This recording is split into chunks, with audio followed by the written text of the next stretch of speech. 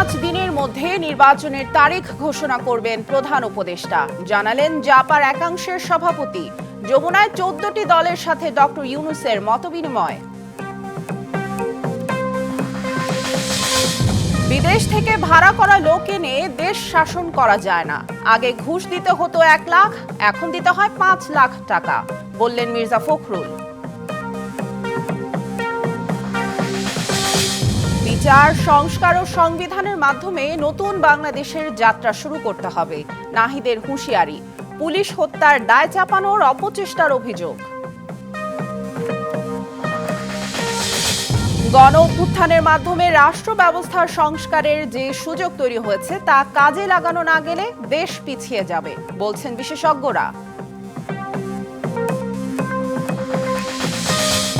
আরও 2 মৃত্যুতে মাইলস্টোন ট্র্যাজেডিতে নিহত বেড়ে 35।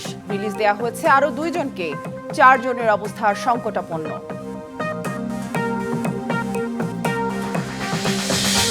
এবং চূড়ান্ত হলো এশিয়া কাপের সূচি। 9 থেকে 28 সেপ্টেম্বর সংযুক্ত আরব আমিরাতে হচ্ছে আসর, নিশ্চিত করলেন এসিসির সভাপতি মহসিন নাকভি।